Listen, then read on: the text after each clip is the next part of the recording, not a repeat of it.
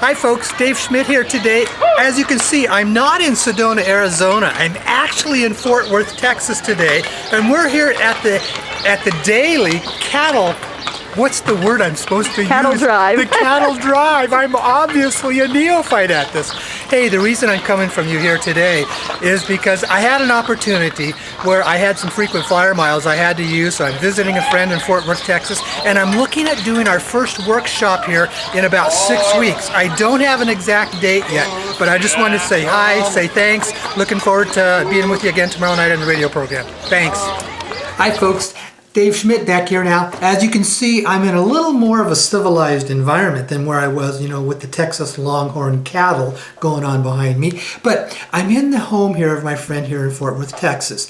And let me just give you a little bit of what had happened is, I had a bunch of frequent flyer miles that I was in the position I had to either use them or lose them. And I was ready to get away. So I'm here and I'd been thinking about this and I thought this was a great place to actually start out and have the first workshop. So what we're doing is that we're scoping out some areas.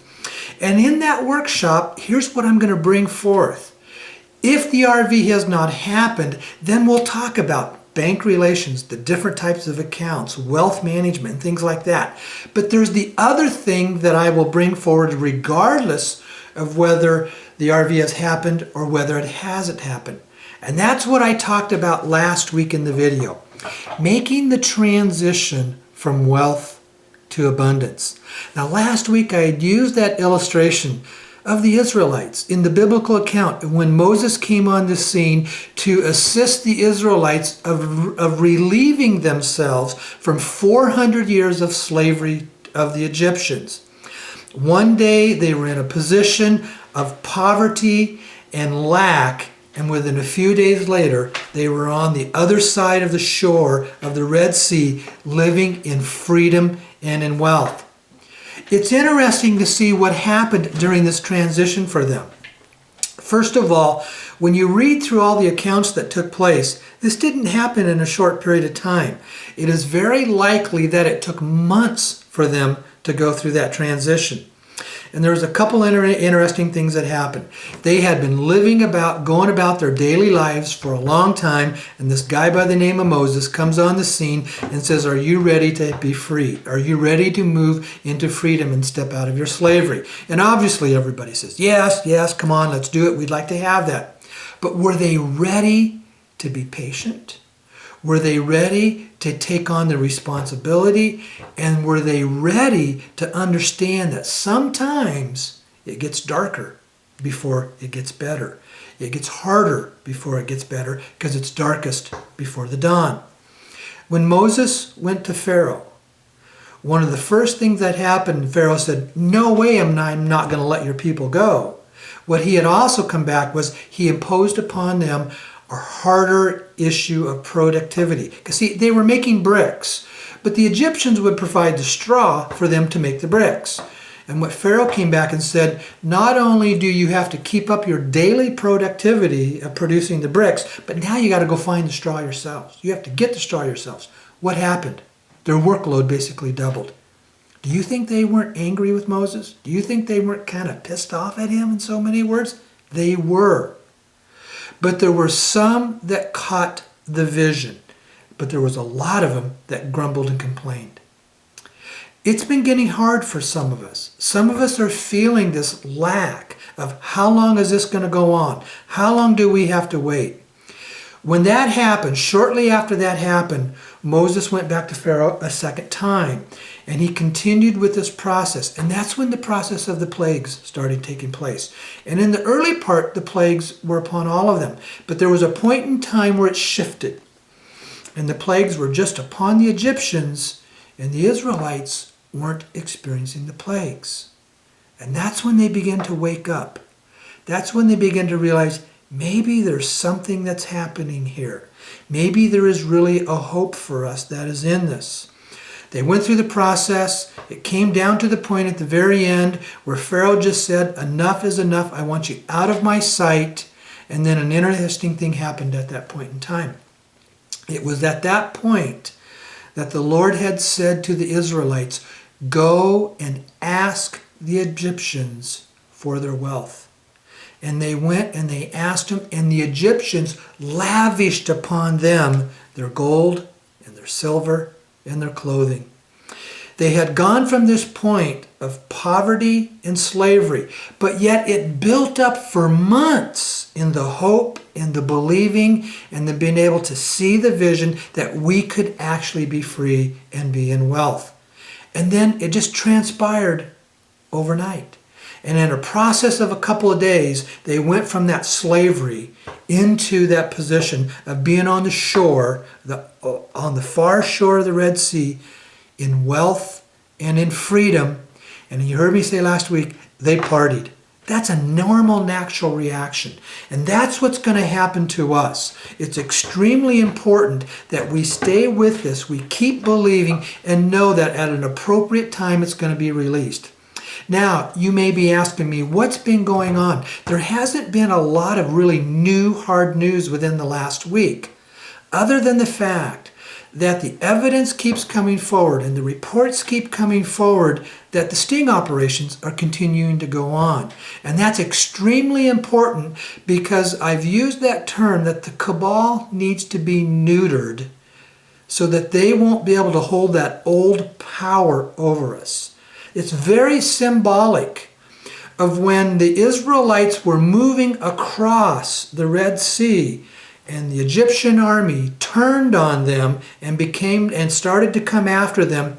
In the essence, they had to be neutered. The Egyptian army had to be neutered so that when the Israelites crossed the Red Sea, there was a sense not only of freedom and wealth, but there was a sense of relief.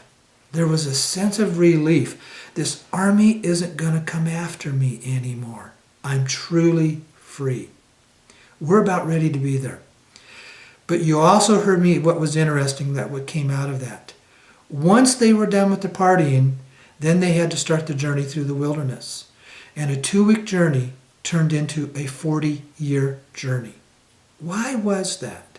And that's the difference between being in wealth, having money, having freedom, but not having abundance. What is abundance? Abundance is not only that place where you have materially everything that you want, you can do what you want, you can be who you want to be, but it's also at that point when there's a sense of a flow of ease of what comes to you, and there's a flow of enough. You're not having to ask questions, can I afford this? And you're not having to struggle with, is it coming to you? Abundance is more about the inner condition of your heart and your soul and your attitude and your thoughts and your beliefs. You're in that place of what is called the peace of prosperity. You feel it within you. You feel this flow. You feel this abundance. You feel this easiness. You feel that it comes to you. Well, what does that take? Most of that is a coming to the place of changing your beliefs and your attitudes or old thought patterns. That's all that it is. And for the Israelites, collectively, it took them 40 years to do that. Will it take us that long? You know what I think? As a full, complete society of a world, I think it will take 40 years. But we, as individuals, are not limited to that. For us individually, or us as a group, that change, that transition, that journey from going from the place of wealth to the place of abundance will be when you and I choose to collectively change. Change our thoughts, reprogram the old thinking systems of where we have been. What does that take? Yes, it takes a lot of appropriate thinking. There are a lot of books out there about the law of attraction. There are a lot of books about manifesting. There's been a lot of great messages coming from different people, from different pastors, and the sermons that are out there about it is ours. It is our inheritance to have that. But why is it that so many people seem to struggle? To me, it's something that I'm learning in my own life. As I come to you, here's something that I've always known. Teachers who love teaching, they're most effective at their teaching when they're teaching what they are experiencing themselves. So as I come to you, this is something I'm learning and experiencing myself. Because of that, it's very fresh with me. But what is it that stops that more than anything else? For me, I find it comes down to a base root of one primary area. It's our own self-love. We really don't know how to truly love ourselves. We don't know how to receive with joy and gratitude what comes at us. And when it comes, we don't know really how to be in that place of the flow of ease. It comes to us easily, it comes to us graciously, and it comes, and then we turn around and release it and give it back with a flow of ease. If someone was to come up to you and hand you $1 million today, how would you receive that? You know what? I found I'd be a little hesitant because something down inside of me would be saying, I don't really deserve this. I haven't been in a place to have earned it. I haven't been in a place to really deserve this. I don't think I really could handle it really well. And all these other thoughts would go through our minds. If someone handed you $1 million today, how would you feel? How would you react? Can you allow yourself to be in that position where you can picture it, you can see it, and you can envision it, and you would receive it? Sure, you would receive it with gratitude. But after that, how would you use it? Would you use it with freedom? Would you use it with peace? Would you use it with a flow of ease? That's the key issue. That is one of the things I really would like to discuss when we go into the workshops. How do you transition?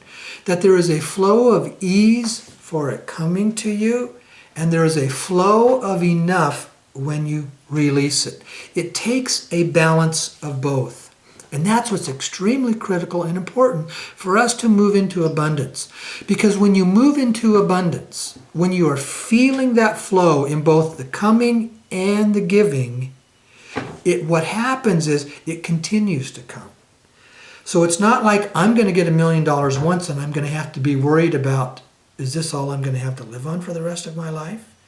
Or can you give it away with a sense of feeling and knowing that it's going to come right back to you? All of that comes down to that inner core of how you believe it and how you receive it and how you give it.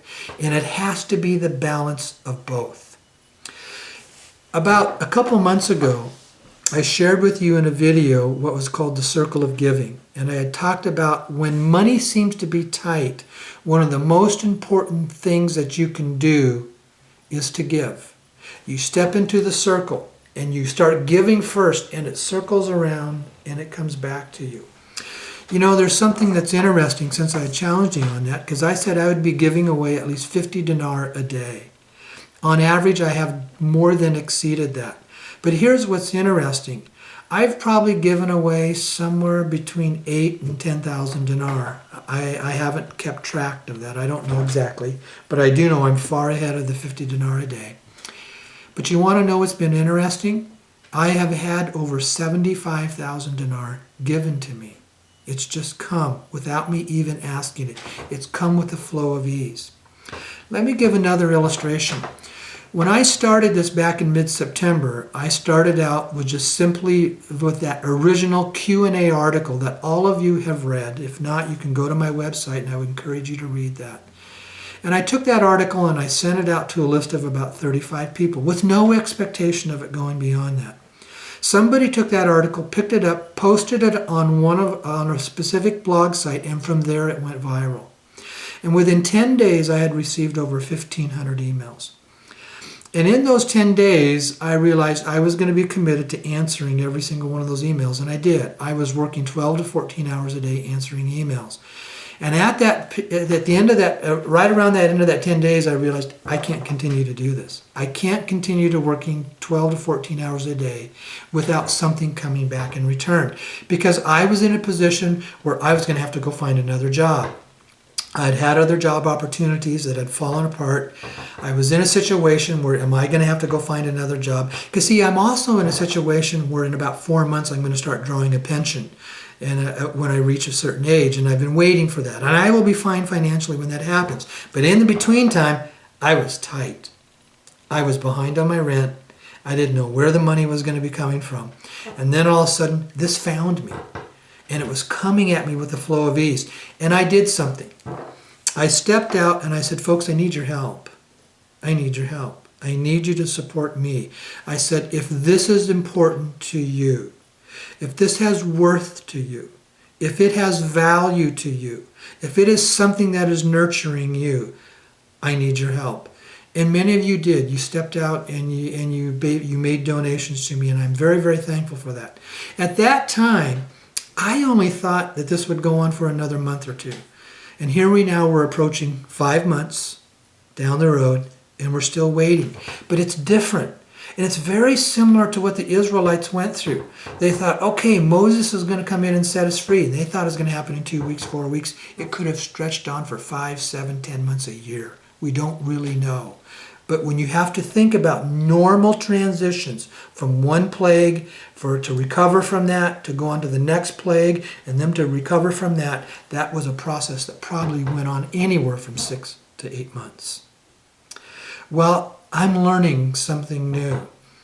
As I've been doing my own study, my own research, and understanding what it means to truly be in abundance, I've come to realize for most of us, it's really easy to give. We don't have a problem giving. But we have big problems in asking and receiving. We don't do that really well. We're hesitant. We're reluctant to ask when we're giving you of something of worth and value. How many of you of parents give and give and give to your children, but you're reluctant to ask from your children in return? See, if you're not on both sides of this, there's a tendency to have an imbalance because the flow, the circle, is not working in both ways. It's not flowing for you with a flow of ease. And the blockage of that usually comes down to is that the lack of self-worth, the lack of self-love, and we're afraid to ask. I had to step up and ask myself, okay, I'm back in the position where my money was tight. I was barely getting by. I didn't know if I was going to be able to make rent for next month. And I found myself afraid to ask. I found myself afraid to ask you again. I found myself in a position where I didn't think I was worth it. And yet you have been sending me emails by the scores and the hundreds of saying thank you. Here's what I've learned that's extremely important about the balance of the circle. It's extremely important that you step up and give. It's very, very important because you're creating the energy of releasing and you're not holding it in and it's not fearful. Let me tell you something I've learned in about 35 years of being around nonprofit fundraising. And this is really done through the example of where they study the giving patterns in churches all across America, the hundreds of thousands of churches we have in America. On a regular basis, this is really tough sometimes for people to believe. Of all the people that attend the church on a regular basis, which means they're usually going 3-4 times a month, they're regular attenders. Every week they're asked to give. Give through, the donations. Give through the offerings. When the offering basket comes by your way at church. But here's what they find. And this is for decades of research that is done in contributions that are given to churches. And remember, churches are 100% dependent upon what they raise in their own funds. It's sad, but only about 14 to 18% of the people who attend church on a regular basis give on a regular basis. Now, people who give periodically, that may go up to 40% to 50%. But here's what we see. Almost 80% of the people who attend on a regular basis are taking in, but they're not giving back. And you know what that says to me? That's why they're not prospering, and that's why they're not in full abundance. It's not just receiving. The church nourishes them. They feel nourished, they feel fed by when they go. And whatever form that is for you, whether it's you attending Christian churches or whether you're in a position of what is called New Age, New Thought thinking, and your nourishment comes out of what you receive on the internet, what you're receiving and listening to others, what you receive from each other, here's what's important. It's extremely important that whatever you're receiving from that's nourishing you, that you give it back. That's what creates the flow of abundance, the flow of ease, of it coming and receiving. You're not holding it up in any way. That's what keeps the circle moving. So here's what I'm saying, folks. If what I am giving to you, if this nourishes you, if this feeds you, if this gives you hope, if this keeps you in the position of believing that it's going to come forward, then I would like to receive something from you. And I've been challenged in myself to ask. Here's what was interesting. Jesus said, give and it shall be given unto you. But you also know what he said? Ask and it shall be given unto you. Do you have the courage to ask, or do you need to let that go and allow that part of you to be healed? There in the situation with the Israelites and the Egyptians, when they were right on the verge of getting ready to move across the Red Sea into their freedom, they were told, go and ask the Egyptians, and the Egyptians poured upon them their wealth of gold and silver and clothing. If they didn't ask, they would not have moved forward into wealth. They would have been free, but they would not have been wealthy to take that wealth with them into the promised land. Now here's what I'm doing, and now this is the part that I'm going to talk very practical. I do need some advance funds to be able to set up the starting of these workshops. And I am going to also not only put the workshops out there, but I'm also going to set up a situation where 10% of the people will be able to come through scholarships if they can't afford it. And so that when you give to me, not only through here, or when you attend the workshops with the price that is there, you will know that I'm giving that back. When I told you, as I said, I have given away thousands and thousands of dinar. I asked for dinar. And now all of a sudden I was realizing I wasn't asking for money, US dollars, to support myself so that I'm in that place where I can freely give back to you through the flow of abundance as well. Now here's what I'm also going to say. If you're having problems with that, if you think that I'm trying to get wealthy, no way. Folks, I live my life very simply. I've always chosen to live my life simply. I'm not here to try to get wealthy off of this, but I do believe I'm providing nourishment for you, and it's reflected by the thousands of emails that have come in from you and the hundreds of you that have said that this is some of the best thing that you've ever received. I don't care how much you give. That's not what's important. What is important that you give something. I would encourage you to give at least $5. Most of you can afford that. Some of you could even afford $500. And some of you have done that to me in the past. I've received that much once. It's important that you keep the flow going. If you want to truly know what it is to live in abundance versus just being wealthy, it's learning how to get in touch with how money flows through you. Money is an energy. But it's an independent, neutral energy source. It's neither good nor it's neither bad, but it becomes a reflection of how love flows through you. It becomes a reflection of how abundance flows through you. It becomes a reflection of how life flows through you. We all want to be in that place of abundance. We all do. That was the goal for the Israelites. Their place of abundance was moving into the promised land. Do you see what that is? That's what the promised land is. It's the promise of full life, full abundance, full peace, full prosperity for all of us. But to do that, there has to be balance in your life. And part of the balance is learning what blocks it, what keeps it, whether that blockage is in you giving or whether that blockage is in you for receiving.